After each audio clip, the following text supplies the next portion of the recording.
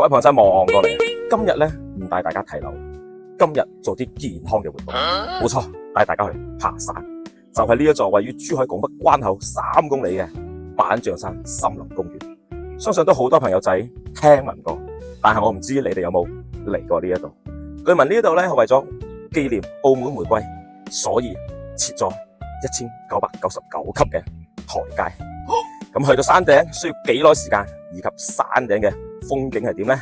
我而家即刻幫你哋上去望望。嗱，咁我哋而家嚟到750個嘅階級呢度，呢度咧係一個細個嘅平台啊，俾大家喺度飲啖水、唞一唞嘅。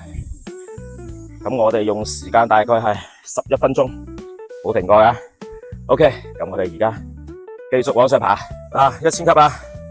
用時14分鐘，唔好俾佢停，繼續上。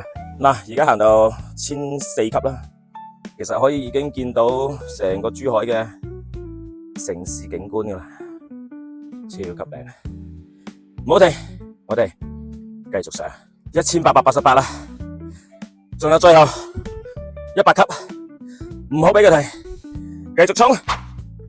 到啦，1999。終於行到啦，用時30分鐘。咁我哋一齊上嚟山頂呢度望一望。山頂嘅呢個位置有個百子回歸圖。咁啊，睇翻山頂呢邊嘅風景啊！哇，為咗呢一個景真係30分鐘真係值得上嚟望一望，各位朋友。嗰邊就係珠海嘅吉大。嗱，有冇見到呢條港珠澳大橋？南向呢邊咧就係拱北關口啦，以及澳門嘅。各位朋友真係爬上嚟用咗半粒鐘，冇停過個鐘頭。